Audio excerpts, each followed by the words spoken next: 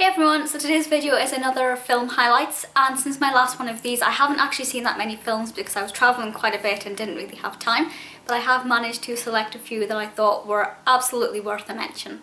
So the first film is Confetti, and the cast for this is wonderful. We've got Olivia Colman, Robert Webb, Jessica Hines, Jimmy Carr, it goes on, and this is a mockumentary of a reality TV show. We have three couples competing to try and win a house, and each couple has a different set of personalities, and Olivia Colman and Robert Webb play naturists, so they are naked for pretty much the whole thing and relatively not pixelated, although I do believe they thought they would be pixelated. But I have to say, in sincerity, they look great. I probably shouldn't admit that naturist element with Olivia Colman was a pull factor for me, but maybe it was. But it's a great film. It's one of those really light-hearted, colourful films that you watch when you just want something fun to watch.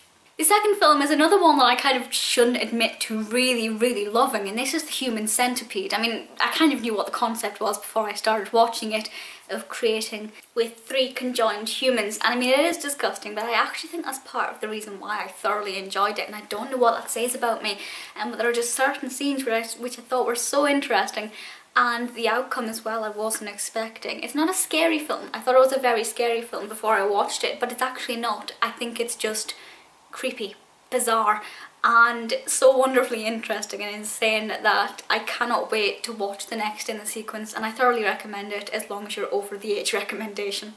The third film, and these are in no order, is Stranger Than Fiction, and this stars Emma Thompson, and for me as a writer this is insanely fascinating because this character can hear a narrator narrating his life in his head, and quite near the beginning of the film he learns that he is going to die, that this character will be killed off. And he has to go about trying to track down this author who is writing his story, and this author is, of course, Emma Thompson.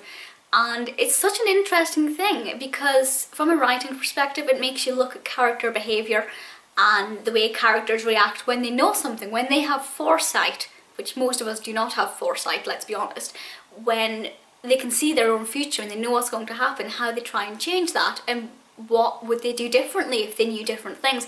That for me is interesting, but Emma Thompson makes this perfect because she plays quite a, I guess, almost neurotic writer, and the way she behaves and the way she responds is wonderful, and I just think it's a very fun film, very surprising film, a little bit magical, and I would happily watch this again and again, and if you're a writer, and even if you're not, you must watch this. Number 4 is Batman Begins. I finally watched a Christopher Nolan Batman. How exciting. I did love it. I will say, and I am biased because I adore Tim Burton, I do prefer Tim Burton's Batman, but I have what I believe is a valid reason for that. Batman Begins gives us a great backstory that Tim Burton's Batman doesn't, and we really get to see where Batman as a character came from.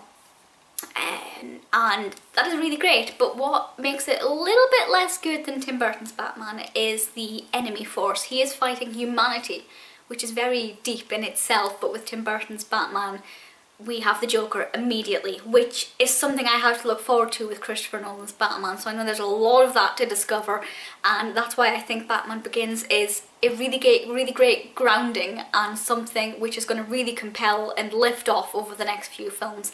And it's Batman. How can we not like Batman? It is wonderful. The final film is The Decoy Bride. Obviously I just want to shout David Tennant from the rooftops because I love him and have done for nearly 10 years. And obviously we have a lot of Scottishness in this as well, which makes me obviously very proud. And basically The Decoy Bride, we have this traditional girl next door who ends up playing the role of a bride of a celebrity. This celebrity is played by Alice Eve, and I think this may be the first thing I've seen Alice Eve in, I'm not sure, but she's very good, who is marrying David Tennant, not in real life, of course. And obviously it's a bit of a traditional kind of love mix-up story. In terms of the plot, it's nothing overly unique, you know, it's boy meets girl, falls in love with wrong person, yada yada. It's very predictable, very expected, but I just think it's so lovely, especially if you can relate to any of it in terms of being Scottish or loving David Tennant. It's a very fangirl film, I think, for me at least, and I know a lot of other David Tennant fans thoroughly enjoy it as well. So although I didn't watch that many films over the last month or so, the ones that I did watch were very good, particularly these 5, and I look forward to the films of the future. If you have any requests or recommendations, do let me know in the comments, and I'll speak to you all soon. Bye!